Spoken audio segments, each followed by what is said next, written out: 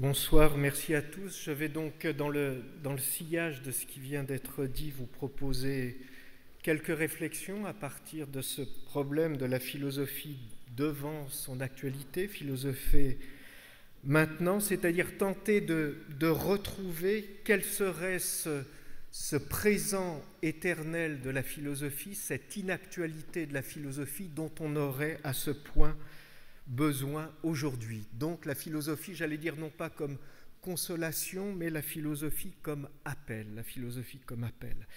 J'essaye de repérer ce geste depuis lequel le philosophe ou la philosophie se rend actuel, non pas parce qu'on a évidemment plusieurs propositions, on pourrait dire après tout il s'agirait pour la philosophie de réveiller des sens enfouis et oublié depuis la fondation des mondes, ou alors au contraire de se dire que la philosophie devrait inventer de nouveaux sens, être plus, j'allais dire, reconfigurer les vies, redessiner les existences.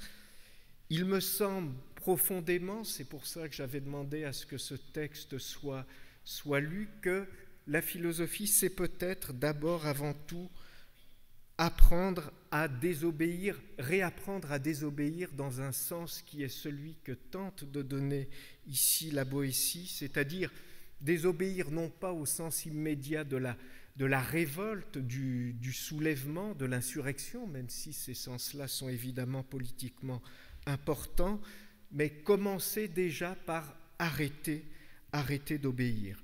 Alors, pourquoi désobéir serait à ce point aujourd'hui redevenu actuel? Ce sont des choses qui ont été dites face à, j'allais dire, ce désintéressement quand même souvent massif par rapport à l'épuisement de la nature, c'est-à-dire cette nature qui a très longtemps représenté pour nous une source de printemps éternel, un principe de renouvellement, de recréation. Elle se présente à nous sous le signe de l'extinction, de la désertification, face aussi à la montée en puissance, ça a été dit, abyssale des inégalités qui finissent par faire trembler l'idée même d'une humanité commune ou d'un monde commun, face au surendettement massif. Et il faut bien entendre dans cette idée de surendettement le fait de vider le futur lui-même de ses possibilités, parce qu'après tout c'est ça, le système, j'allais dire, nouveau de la dette, non plus comme échange, le surendettement comme manière d'avoir prise sur le futur et de le vider. Eh bien, par rapport à cela, si vous voulez, je pense souvent à cette phrase que je trouve très belle de Walter Benjamin qui disait « La catastrophe, c'est quand tout continue comme avant ». Quand tout continue comme avant, et je pense que la philosophie peut se présenter en ce sens comme anti-catastrophe, c'est-à-dire comme une manière de répondre à l'immobilité de cet adjectif que j'ai entendu ici même, du stationnaire. Je trouve ça très beau de présenter la philosophie comme l'anti-stationnaire. Et c'est vrai que la Boétie m'aide dans ce trajet. Pourquoi ? La Boétie, d'abord parce qu'il me permet d'articuler un premier concept qui serait le concept de surobéissance.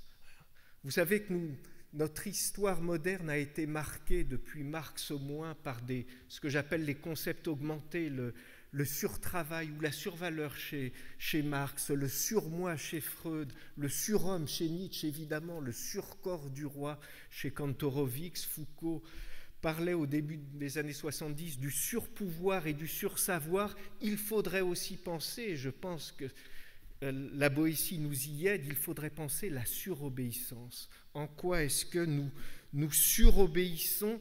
La Boétie qui, évidemment, vous l'avez entendu dans ce texte, est le point de retournement du scandale. Quand je dis point de retournement du scandale, je veux dire que depuis Platon, on a évidemment dénoncé les tyrans, Tacite, Suétone ont dénoncé les empereurs romains, etc. C'est-à-dire on s'est effrayé de l'abyssal vertige de la noirceur l'âme de l'autocrate qui opprime, et jusqu'à ce texte de la Boétie qui pose la question, mais au fond, est-ce que ce qui n'est pas monstrueux, c'est notre obéissance à nous, tellement massive, tellement forte. Et peut-être que surobéir, c'est cela aussi, c'est avoir peur d'être confronté à l'impérieuse nécessité de désobéir et de ce que cette désobéissance suppose avant tout de désobéissance à soi-même, Il y a dans le texte, je pense que vous l'avez repéré, cette très provocatrice, très injuste même, mais encore une fois, la philosophie n'est pas là pour consoler nos vies, mais elle est un défi à nos existences. Vous avez cette définition explosive de la liberté dans le texte qui nous a été lu, encore une fois très injuste, qui consiste à dire, pour être libre, il suffit de désirer la liberté pour l'obtenir, et c'est bien pour ça que nous en avons aussi peur. C'est-à-dire que être libre, c'est précisément être à la verticale de sa responsabilité, appel responsabilité. Elle n'est rien d'autre, la liberté, que cette verticale elle-même. Il ne s'agit pas de dire nous ne sommes pas responsables parce que libres, mais libres parce que responsables. Et répondre à cet appel lui-même, c'est vrai que... Alors c'est injuste parce qu'évidemment, aller dire aux journalistes enfermés dans les régimes autoritaires qu'il suffit d'être libre dans sa tête, etc. Mais je veux dire, ce que j'essaye de faire sentir ici, c'est l'idée d'une liberté comme mise en demeure de soi-même. Et je crois que c'est ça que permet la philosophie. Philosopher, pourquoi ? Parce qu'il ne s'agit non pas de proposer des énoncés paradoxaux, etc. C'est d'abord arrêter d'obéir, rompre l'enchantement, le confort des vérités terminales, des convictions ancrées, des énoncés définitifs, et retrouver ce sens qui est le sens de ce que Foucault appelait le souci de soi, de ce que Arendt essayait de retrouver, elle aussi, en reprenant les Grecs, c'est-à-dire le dialogue de soi avec soi-même et le jugement. Voilà ce que j'essaye de retrouver avec la désobéissance, que j'inscris au cœur même de l'entreprise philosophique, c'est l'idée... C'est le thème d'une pensée pensante, c'est-à-dire, on a longtemps évidemment articulé avec Spinoza la nature, natura naturans, c'est natura naturata. Il faudrait retrouver une distinction qui serait celle de la pensée pensante et de la pensée pensée. Et en ce sens, évidemment, la philosophie serait du côté de la pensée pensante, de ce travail critique depuis lequel et qui nous permet de désobéir. Et l'examen critique, je crois, requiert cette pensée pensante. C'est pas la philosophie.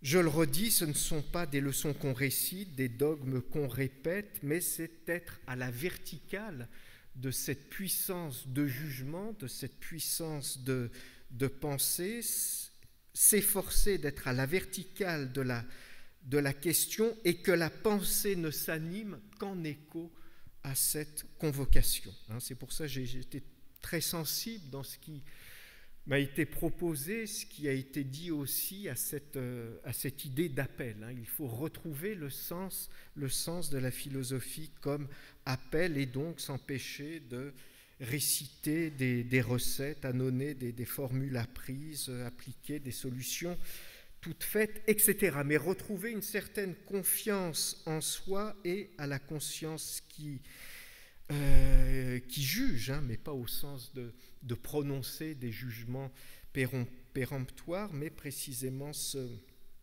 examiner. Et ce serait ça le vrai sens du souci de soi-même, c'est accepter la responsabilité. Alors ici, je voudrais introduire deux autres termes que j'ai déjà entendus et qui me plaisent. Ce serait le terme de rencontre, puisqu'il en a été question, et peut-être cet adjectif que j'ai entendu aussi, qui est l'adjectif irremplaçable.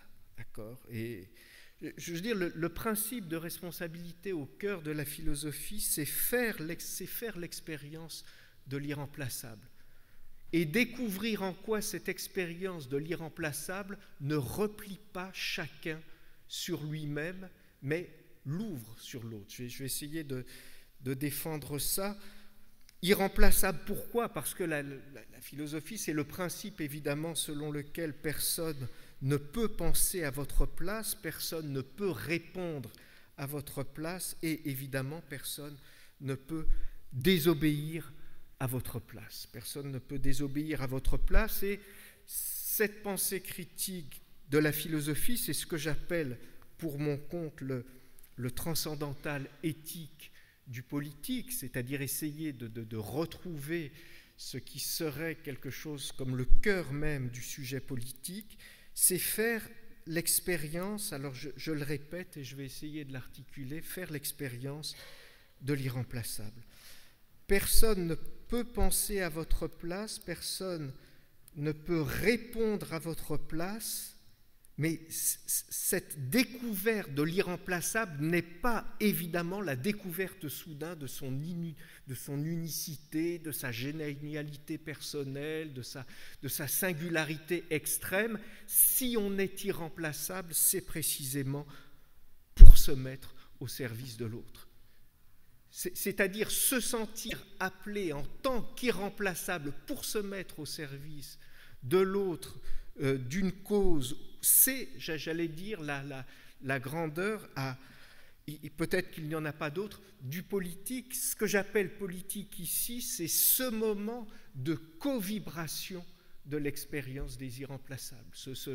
Le politique surgit comme mouvement quand, j'allais dire, un certain nombre d'individus se sentent irresponsables au même moment. Et cette vibration, et se sentent irremplaçables précisément pour se mettre au service. Alors, dernier tour de vis, et je m'arrête, je reprendrai ce terme de rencontre que je trouve décidément, ça a été beaucoup dit, mais c'est un terme très beau. Ce que je viens d'essayer de vous dire, c'est en quoi cette expérience de l'irremplaçabilité qui est au cœur de la philosophie, puisque c'est philosopher, c'est penser en tant qu'on découvre que personne ne peut penser à votre place. C'est d'une simplicité à la fois transparente, mais ce qu'il y a de profondément politique, c'est que c'est depuis cet irremplaçable que se découvre une dimension d'universel et de partage. Alors c'est ça parce que ce n'est pas un universel qui domine, mais qui vient de cette vibration.